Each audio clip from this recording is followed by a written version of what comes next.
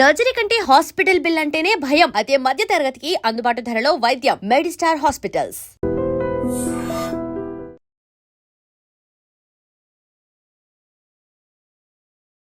Welcome to iDream media. So BP చాలామంది ఈ సమస్యతో ఇబ్బంది పడుతూ ఉన్నారు. చిన్న వయసులోనే 20 years ఆఫ్ ఏజ్లోనే హై బీపీ అనేది ఇబ్బంది పెడుతుంది.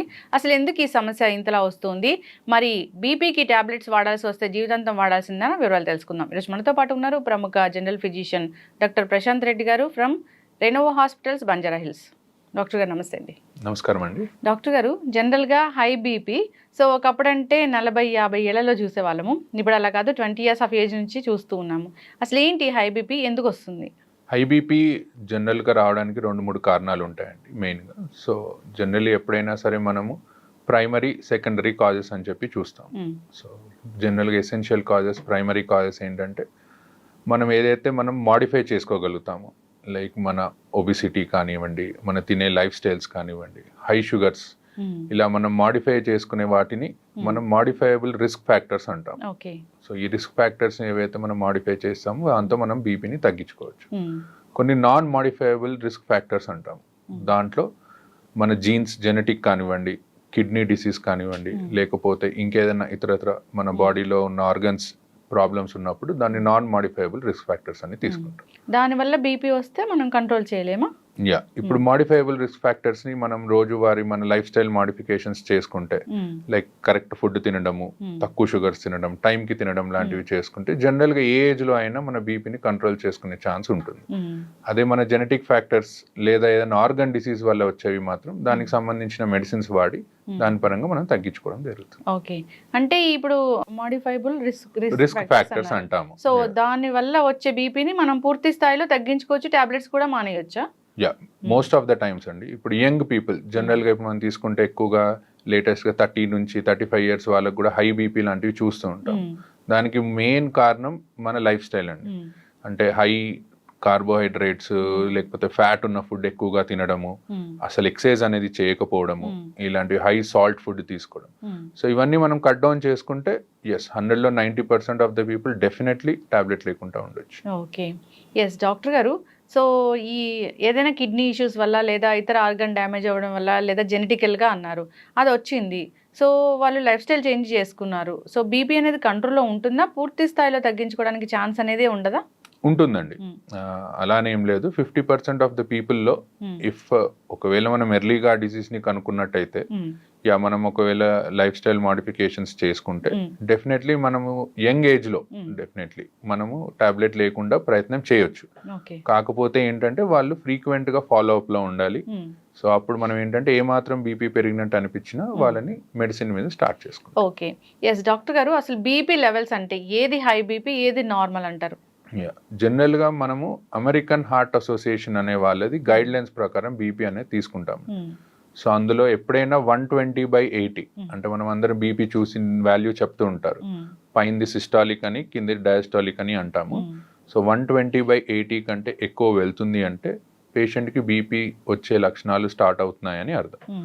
సో 140/80 కంటే ఎక్కువ వెళ్ళింది అనుకోండి, కంపల్సరీ దాన్ని మనం బీపీ కిందే పరిగణిస్తాం. ఈ మధ్యలో 120 నుంచి 130 మధ్యలో, 130 నుంచి 140 మధ్యలో ఉన్న వాళ్ళని స్టేజ్ 1, స్టేజ్ 2 కింద పరిగణించి వాళ్ళకి మెయిన్ గా ఈ లైఫ్ స్టైల్ మాడిఫికేషన్స్ చేసుకోండి, మీకు టాబ్లెట్స్ అవసరం లేదు అని చెప్తాం. 140/80 కంటే ఎక్కువ ఉన్న వాళ్ళకి మాత్రం టాబ్లెట్స్ వాడమని స్టార్ట్ చేయమని చెప్తాం. ఓకే, కొందరికి ఓన్లీ డయాస్టలిక్ మాత్రమే ఎక్కువగా ఉంటుంది కదా డాక్టర్ గారు, అది డేంజర్ అంటారా?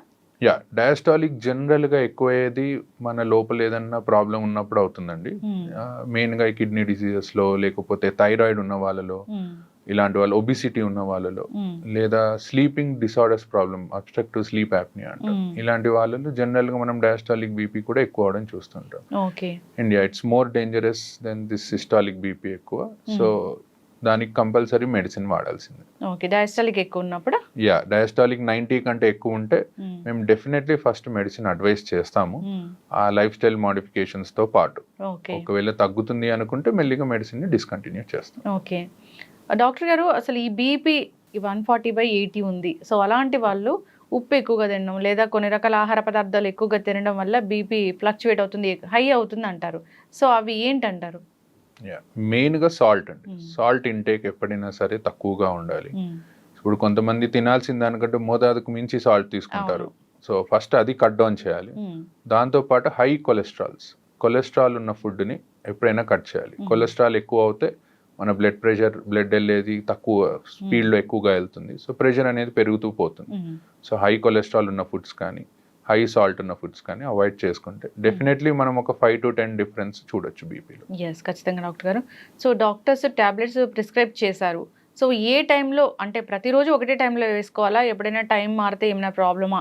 సో టాబ్లెట్ వేసుకున్నామా లేదా అని మర్చిపోయి ఇంకో టాబ్లెట్ వేసుకుంటే ఏం జరుగుతుంది? జనరల్గా మన బాడీకి ఒక లైఫ్, మనకి ఎలా అయితే లైఫ్లో ఒక క్లాక్ లాగా ఉంటుందో మన బాడీకి కూడా ఒక క్లాక్ ఉంటుందండి. ఆ క్లాక్ ప్రకారమే మన హార్మోన్స్ రిలీజ్ అవ్వడము, మరి పనిచేయడం లాంటివి ఉంటాయి. సో అందుకే జనరల్గా either mornings or evenings we advise. So either morning before 9 o'clock అట్లా లేదా 10 o'clock లోపు, ఈవినింగ్స్ అది అడ్వైస్ చేస్తాం. సో టైం ప్రకారం తీసుకుంటే ఏంటంటే మన బాడీకి సర్కేడియన్ రిథమ్ అని ఉంటుంది, దానికి బాడీకి అడ్జస్ట్ అయ్యి టాబ్లెట్ సరిగ్గా పనిచేస్తుంది. టాబ్లెట్ సరిగ్గా తీసుకోకపోవడం అంటే కొంతమంది ఒక రోజు తీసుకుంటారు, 2 రోజులు తీసుకోరు, మళ్ళీ తీసుకుంటారు. సో దానివల్ల మోర్ డేంజర్ దాని టాబ్లెట్ తీసుకోకపోవడం.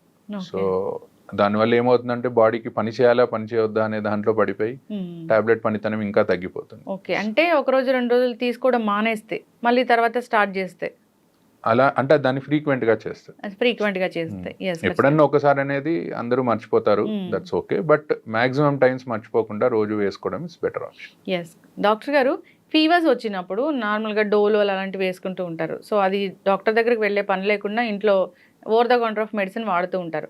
సో హై బీపీ ఉన్నవాళ్ళు ఇలాంటి డోలోలు వేసుకోవచ్చా? సో అలాంటప్పుడు బీపీ టాబ్లెట్ వేసుకోవచ్చా లేదా? సో జనరల్గా బీపీలో 2 types చూస్తామండి.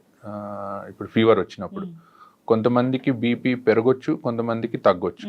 సో ఇన్ఫెక్షన్ చాలా ఎక్కువ ఉందనుకోండి, అప్పుడు బీపీ అనేది బాగా తగ్గిపోతూ ఉంటుంది.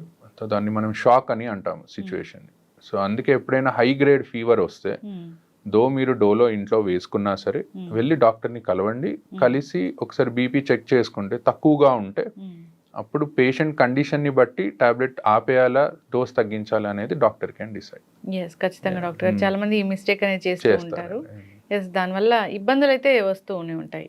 ఎస్, ఏదైనా ఒక ఇష్యూ వచ్చినప్పుడు అప్పుడే కొత్తగా టాబ్లెట్స్ స్టార్ట్ చేశారు బీపీ టాబ్లెట్స్ అన్నప్పుడు ఇంట్లో మానిటర్ చేసుకోండి, మార్నింగ్ ఈవినింగ్ బీపీ లెవెల్స్ అని అంటారు.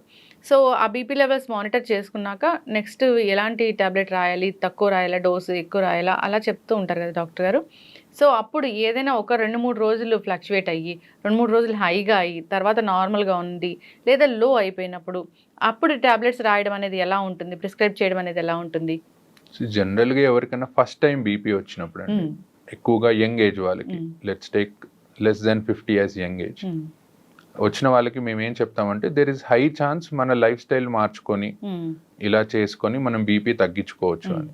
అండ్ ఒక్కొక్కసారి డాక్టర్ దగ్గరకు వచ్చినప్పుడు రీడింగ్ అనేది ఎక్కువ రావచ్చు.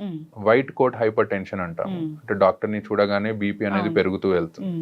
సో అలాంటి వాళ్ళకి ఏం చెప్తామంటే మీరు ఒక 3 to 5 days 2 times in a day check చేసుకోండి రీడింగ్స్ అని. సో కన్సెక్యూటివ్ రీడింగ్స్ అండి, అంటే 3 consecutive రీడింగ్స్ 3 సార్లు ఎక్కువ వచ్చాయనుకోండి డెఫినెటివ్గా టాబ్లెట్ స్టార్ట్ చేస్తాం. సో 3 సార్లు కాకుండా ఒకసారి వచ్చింది మిగతా 2 times తక్కువ వచ్చింది అలా అనుకుంటే first life style modifications advice చేస్తాం. ఎస్, ఖచ్చితంగా డాక్టర్ గారు. సో బీపీ మిషన్స్ చాలా డిజిటల్ మిషన్స్ వచ్చాయి. సో వాటిలో చెక్ చేసుకుంటే వచ్చేది కరెక్ట్ వాల్యూ అయినా నార్మల్గా డాక్టర్ దగ్గరికి వెళ్ళినప్పుడు వేరే బీపీ మిషన్ ఉంటుంది, అది కరెక్టా? సో ఎట్లా అంటారు? ఎలక్ట్రానిక్ మిషన్స్కి మేము చూసే మిషన్స్కి ఏంటంటే మెర్క్యూరీ ఉంటుందండి మేము చూసే మిషన్స్లో, it's much more accurate. Electronic మిషన్స్లో ఒక 5 mm వరకు డిఫరెన్స్ ఉంటుంది. బట్ మెయిన్గా మిషన్ కంటే ఎక్కువ చూసే పొజిషన్ అండి, చూసే టైం. సో ఎప్పుడైనా సరే బీపీ మిషన్ అనేది మన లెవెల్ ఆఫ్ హార్ట్ దగ్గరికి ఉండాలన్నమాట. సో ఎవరన్నా కూర్చొని బీపీ చూసుకుంటున్నారు అనుకుంటే బీపీ మిషన్ ఒక టేబుల్ మీద పెట్టి మన హార్ట్ లెవెల్లో ఉండేటట్టు, పడుకున్నప్పుడు మన పక్కన హార్ట్ లెవెల్లో ఉండేటట్టు చూసుకోవాలి. సో అలా చూసుకుంటే 90% ఆఫ్ ద టైమ్స్ రీడింగ్స్ కరెక్టే వస్తాయి. అండ్ మీరు అన్నట్టు దీనికి అండ్ మనం ఇంట్లో చూసుకునే ఎలక్ట్రానిక్ మిషన్స్కి ఒక 5 mm వరకు డిఫరెన్స్ ఉంటుంది. అండ్ బోత్ హ్యాండ్స్లో కూడా మీరు ఒకవేళ చూసినా at same time 5 to 10 mm of HG difference అనేది ఉంటుంది. ఎస్, ఖచ్చితంగా డాక్టర్ గారు. ఏదైనా కానీ ఈ బీపీ వచ్చినప్పుడు జాగ్రత్తలు తీసుకోవాలని కోరుకుందాం. చాలా మంది ఫాలోఅప్స్ కూడా వెళ్ళరు, సంవత్సరాలు తరబడి అదే మందులు వాడుతూ ఉంటారు. సో అలా వాడటం కూడా డేంజరే కదా డాక్టర్ గారు? యా అండి, most important thing is follow up అండి. సో బికాజ్ ఏంటంటే కొన్ని టాబ్లెట్స్ కొన్ని కండిషన్స్లో డిస్కంటిన్యూ చేస్తాం. సపోజ్ ఒక 50-year పర్సన్కి మనం టాబ్లెట్ స్టార్ట్ చేసాం అనుకోండి, బై 60 years వచ్చేసరికి ఆయనకి వేరే ఏదైనా కాంప్లికేషన్ ఏదైనా ఉండొచ్చు.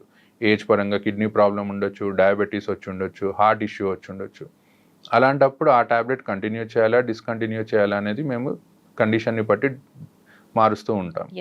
సో ఫ్రీక్వెంట్ ఫాలోఅప్స్, ఎక్కువగా కుదరకపోయినా అట్లీస్ట్ ఒక 3 to 4 monthsకి ఒక్కసారి డాక్టర్ని వెళ్ళి కలవడం, ఏం టాబ్లెట్స్ వాడుతున్నారో చూడడం, అండ్ ఫ్రీక్వెంట్గా కిడ్నీ చెకప్ అనేది ఒకటి చేయించుకుంటూ ఉంటే బెటర్. బీపీ ఉంటే కిడ్నీ కూడా ఫెయిల్ అవుతుందని చెప్తారు కదా డాక్టర్ గారు?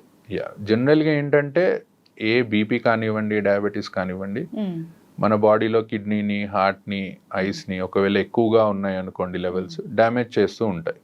సో ఇవి లాంగ్ టర్మ్గా బాడీలో మనకి ఎర్లీ ఏజ్లో బీపీ వచ్చినట్టయితే లాంగ్ టర్మ్గా కాంప్లికేషన్స్ వచ్చే ఛాన్స్ ఎక్కువగా ఉంటుంది. కానీ మనం ఫ్రీక్వెంట్గా ఒకవేళ చెకప్ చేయించుకొని టాబ్లెట్స్ కరెక్ట్గా వాడితే మాత్రం మోస్ట్ ఆఫ్ ద టైమ్స్ ఎవరికి కిడ్నీ డిసీజెస్ అనేవి రావు. బీపీ పేషెంట్స్ తీసుకెళ్ళినప్పుడు డాక్టర్స్ అడుగుతూ ఉంటారు, బ్లర్ విజన్ ఏమైనా ఉందా మీకు అని. అది ఎందుకు డాక్టర్ గారు? బేసికల్గా హైపర్టెన్సివ్ రెటినోపతి అని అంటామండి. అంటే హై బీపీ ఉండడం వల్ల ఐస్ డ్యామేజ్ అవుతూ ఉంటాయి, ఆ రెటీనా అనేది డ్యామేజ్ అవుతూ ఉంటుంది. అండ్ సో దానికోసం ఏంటంటే ఎవరైనా కొత్తగా బీపీ డయాగ్నోస్ అయిన వాళ్ళు, హై బీపీతో డయాగ్నోస్ అయిన వాళ్ళకి ఫస్ట్ వెళ్ళి ఒకసారి ఐ చెకప్ చేయించుకోమని చెప్తాం. ఎందుకంటే మనకి ఎన్ని రోజుల నుంచి హై బీపీ ఉందనేది తెలియదు, ఎంత డ్యామేజ్ అయిందనేది తెలియదు. సో ఒకసారి చెక్ చేయించుకొని దాని తర్వాత దెన్ వి గో అహెడ్. ఖచ్చితంగా డాక్టర్ గారు జాగ్రత్తలు అయితే తీసుకోవాలని కోరుకుందాం, ఫాలోఅప్కి వెళ్ళాలని కోరుకుందాం డాక్టర్ గారు.